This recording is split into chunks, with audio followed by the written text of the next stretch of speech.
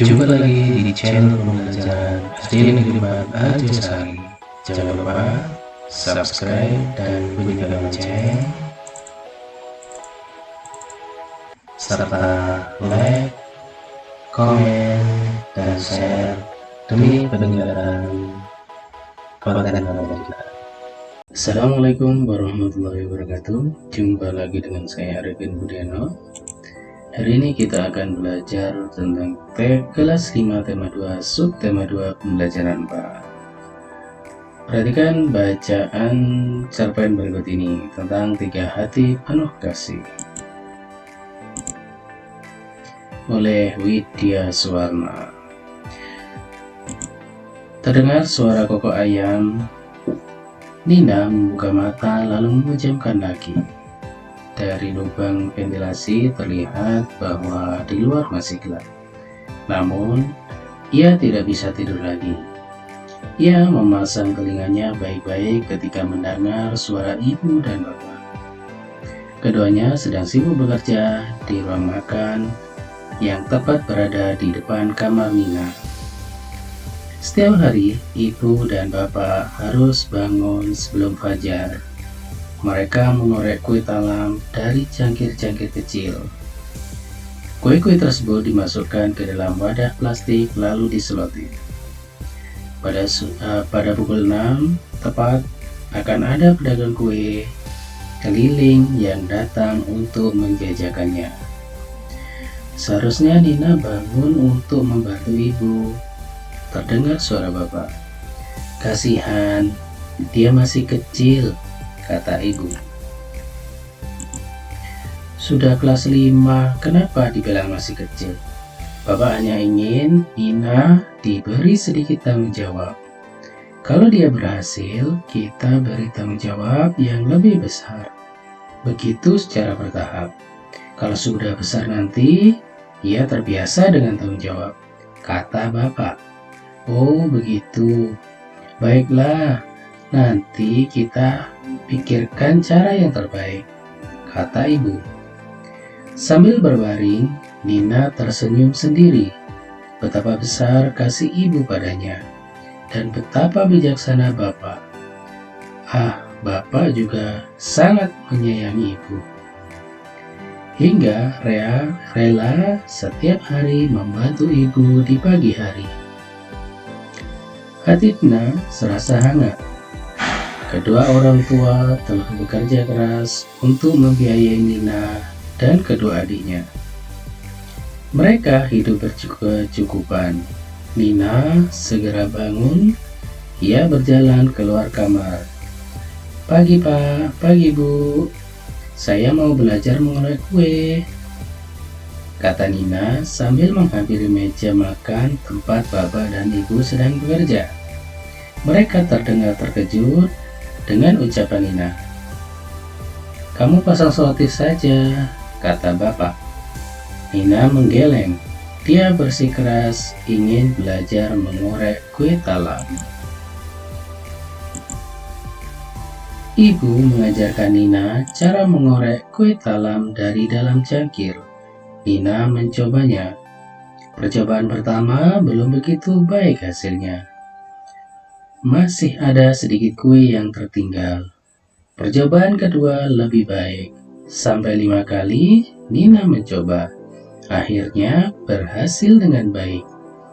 Mulai saat itu, Nina selalu bangun pagi untuk membantu kedua orang tuanya.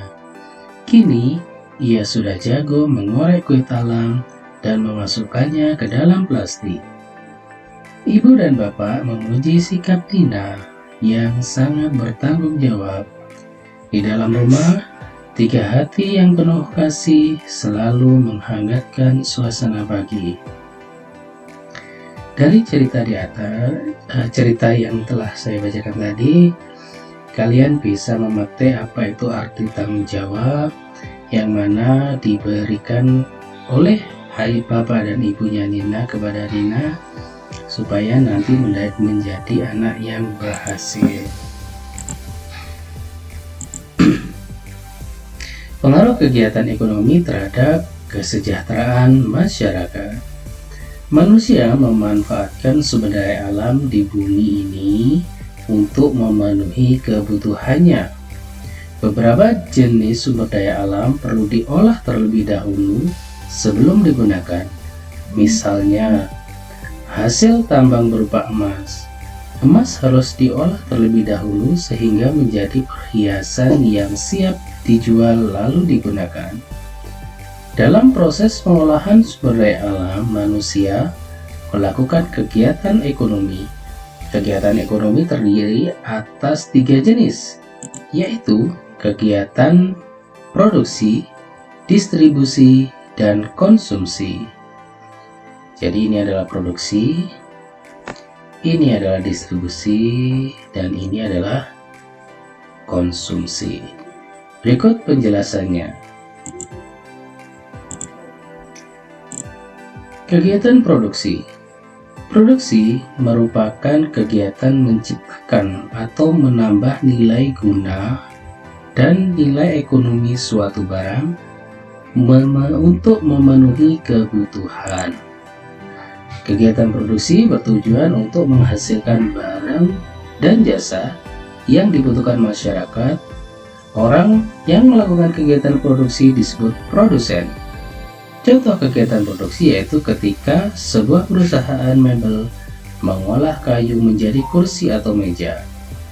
Dari kegiatan tersebut dapat dikatakan bahwa perusahaan itu sedang melakukan kegiatan produksi. Nah, kalau dari gambar ini adalah mengolah bahan menjadi sepatu. Nah, ini jadi produsen sepatu.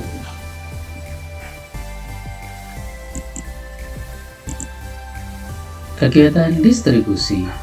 Barang yang telah melalui tahap produksi kemudian siap digunakan, tetapi sebelum itu barang harus melewati proses distribusi. Distribusi adalah kegiatan menyalurkan barang dari produsen ke konsumen. Orang atau badan yang menjalankan kegiatan distribusi disebut distributor. Kegiatan distribusi sangatlah penting karena merupakan penghubung antara produsen dan calon pembeli barang. Apabila tidak ada distributor, barang dari produsen tidak akan sampai ke tangan pembeli. Jadi ini adalah proses distribusi barang. Biasanya melalui alat angkutan seperti ini. Yang menjadi distributor itu adalah seorang pedagang.